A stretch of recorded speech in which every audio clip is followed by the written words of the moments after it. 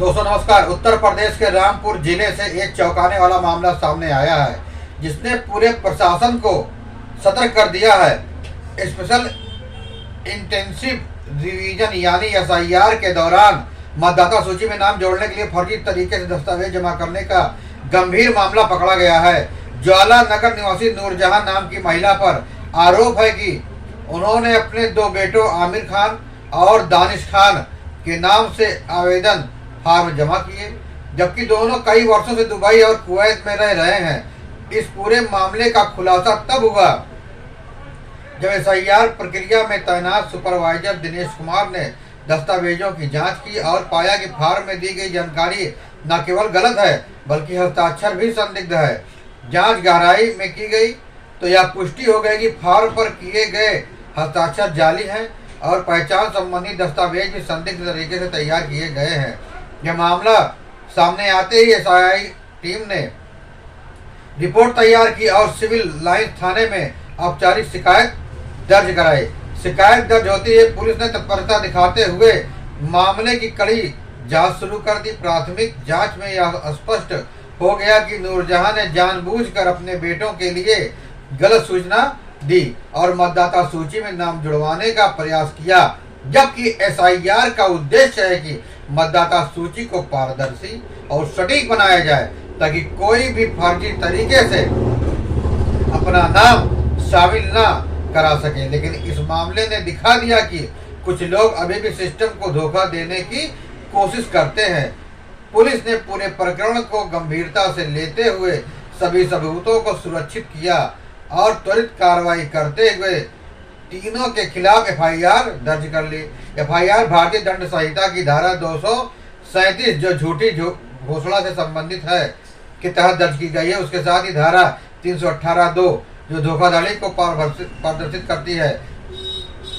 आरोप लगाए गए कि इतना ही नहीं, रिप्रेजेंटेशन ऑफ पीपुल एक्ट 1950 के तहत भी मामला दर्ज किया गया है, जो चुनावी प्रक्रिया और मतदाता सूची से संबंधित नियमों का उल्लंघन करने वालों पर सख्त कार्रवाई का प्राविधान है। इन सभी धाराओं का संयोजन यह दिखाता है कि प्रशासन इस मामले को लेकर बेहद गंभीर है और आरोपी किसी भी हालत में कानून से बच नहीं पाएंगे। कानून इस प्रकार के अपराध के लिए जेल की सजा, आर्थिक दंड और भविष्य में मतदाता सूची से नाम जोड़ने पर प्रतिबंध तक लग सकता है। रामपुर के जिला मजिस्ट्रेट अजय कुमार द्विवेदी ने इस मामले में बेहद कड़ा स्टैंड लिया है। उन्होंने तुरंत निर्देश दिया कि तीनों आरोपियों के खिलाफ एफआईआर दर्ज की जाए और एसआईआर के दौरान किसी भी प्रकार की गड़बड़ी को बिल्कुल भी बर्दाश्त न किया जाए। डीएम ने यह भी कहा कि एसआईआर प्रक्रिया को पूरी पारदर्शिता और निष्पक्षता के साथ संचालित किया जा रहा है। उन्होंने स्पष्ट चेतावनी दी कि यदि कोई व्यक्ति गलत जानकारी देकर मतदाता सूची में खुद या परिवार के किसी सदस्य का नाम जुड़वाने की कोशिश करता है तो उसके खिलाफ सख्त कानूनी कार्रवाई की जाएगी। उन्होंने यह भी कहा कि प्रशासन ऐसे मामलों की निगरानी लगातार कर रहा है और किसी भी तरह की धांधली की सूचना मिलते ही तत्काल जांच की जाएगी।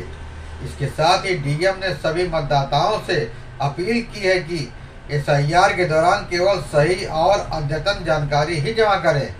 गलत जानकारी जमा करना न केवल कानूनी अपराध है बल्कि इससे चुनावी प्रक्रिया की पारदर्शिता पर भी खतरा पैदा होता है।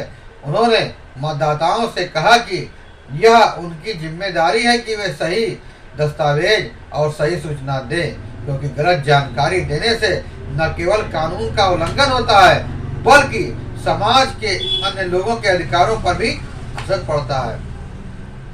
डीएम ने बताया कि एसआईआर की कार्रवाई पूरी ईमानदारी के साथ चल रही है।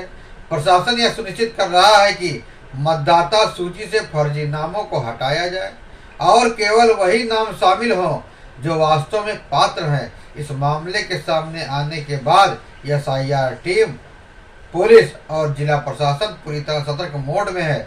पूरे रामपुर जिले में एसआईआर की निगरानी बढ़ा दी गई है और सभी टीमों को निर्देशित किए गए हैं कि दस्तावेजों की जांच सख्ती के साथ करें, फार्म में दी गई छोटी से छोटी जानकारी को भी वेरीफाई करें और किसी भी संदिग्ध बिंदु को तुरंत रिपोर्ट करें। इस मामले में यह दिखा दिया कि एसआईआर सिर्फ एक औपचारिकता नहीं है, बल्कि एक गंभीर प्रक्रिया है जिसका उद्देश्य मतदाता सूची को शुद्ध, सटीक, मजबूत और पारदर्शी बनाना है। दिलचस्प बात यह है कि दोनों बेटे आमिर और दानिश लंबे समय से विदेश में रहने के कारण भारत में मौजूद ही नहीं है, फिर भी उनके नाम से दस्तावेज जमा किए गए और हस्ताक्षर तक कर दिए गए।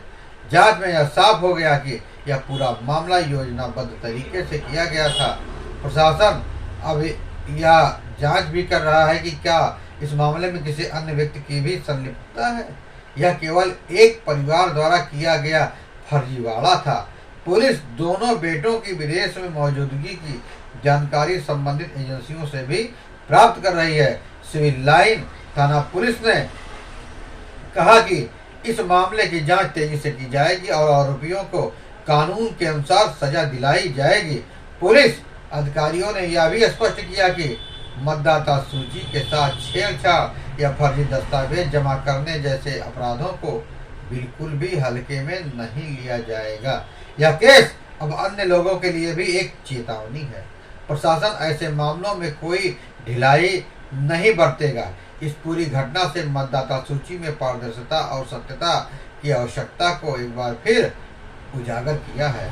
चुनावी प्रक्रिया देश की लोकतांत्रिक व्यवस्था की रीढ़ है और इसमें किसी भी प्रकार की गड़बड़ी को स्वीकार नहीं किया जा सकता। इसलिए एसआईआर को बेहद महत्वपूर्ण, संवेदनशील और प्रक्रिया मानी जा रही है।